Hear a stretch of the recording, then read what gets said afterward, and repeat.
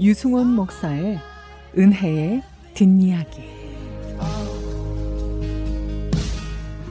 예수님 비유 속 큰 아들이 아버지께 따져서 빈정대는 말을 합니다. 내가 여러 해 아버지를 섬겨 명을 어김이 없거늘 내게는 염소 새끼라도 주어 나와 내 벗으로 즐기게 하신 일이 없더니 아버지의 살림을 창녀들과 함께 삼켜버린 이 아들이 돌아오매 이를 위하여 살진 송아지를 잡으셨나이다. 큰 아들의 이 발언에 그의 모든 문제가 반영되어 있습니다. 큰아들 어록 1번 여러 해 아버지를 섬겨 명을 어김이 없거늘 아버지에게 충성을 다했고 시키는 일을 하지 않은 적이 없답니다. 구체적으로 뭘 어떻게 했는지는 모르지만 자기 생각입니다. 근데 사실 이것은 당시의 아들로서 지극히 당연한 일입니다. 아버지께 순종해서 시키는 대로 하는 것, 특별히 생색낼 일이 아닙니다. 그냥 당연한 것입니다. 별난 사람이 아니면 다들 이렇게 합니다. 지금 아들이 보이는 행태를 보면 그가 한 말, 아버지를 섬겨 명령을 어김이 없다는 주장은 사실이 아닙니다. 정말 그런 마음이었고 정말 그렇게 했다면 지금 별것 아닌 이 일을 가지고 이렇게 불손하게 반항적일 수는 없습니다. 큰아들 어록 2번째입니다. 내게는 염소 새끼라도 주어 나와 내 벗으로 즐기게 하신 일이 없더니 이 말만 들으면 아버지가 큰아들을 대단하게 학대하고 이용해 먹은 것 같습니다.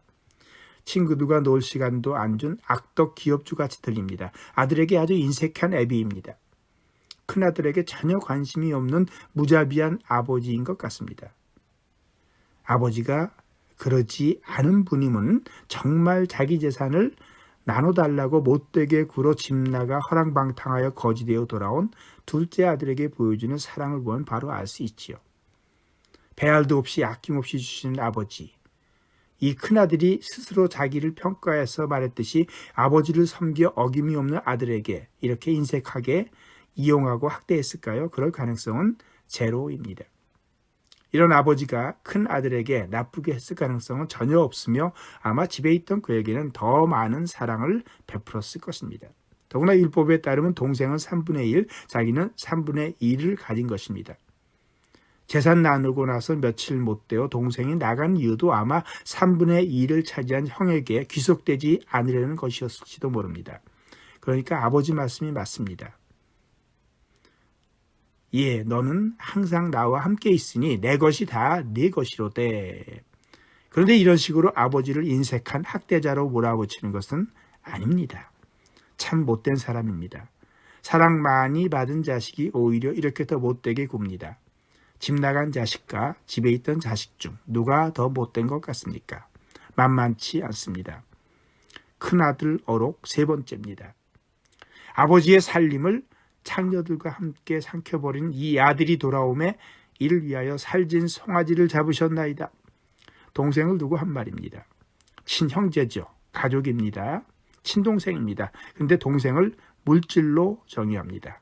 동생이라고 부르지도 않습니다. 원문에 보면 당신의 이 아들이라고 했습니다. 자기와 아무 상관없다는 뜻입니다. 재산 먹어버린 당신의 이 아들이라고 한 겁니다.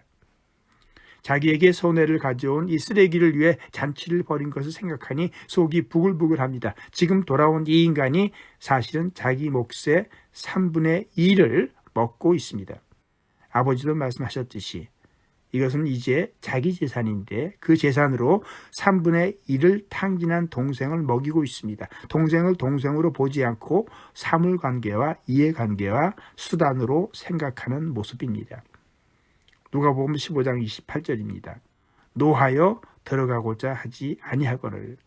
작은 아들이 집에 돌아오니까 이제 큰아들이 집에 들어가지 않으려 합니다. 큰아들은 자기 자신을 아버지의 집 밖에 위치시킵니다. 자기 집에 자기가 안 들어가겠다고 합니다. 작은 아들이 아버지 집에 돌아오니까 큰아들이 아버지 집 밖으로 나갑니다. 자기가 자기를 쫓아낸 것입니다. 결과적으로 지금 집 나간 사람은 집에 있던 큰 아들입니다. 위치가 바뀌었습니다. 이제 누가 탕자인가요? 큰 아들이 탕자입니다. 사실 그는 집안에 있던 탕자였습니다. 혹시라도 우리는 집안에 사는 탕자가 되어서는 안 될 것입니다. 지금까지 시카고 언약장로교회 유승원 은퇴 목사의 은혜의 뒷이야기였습니다.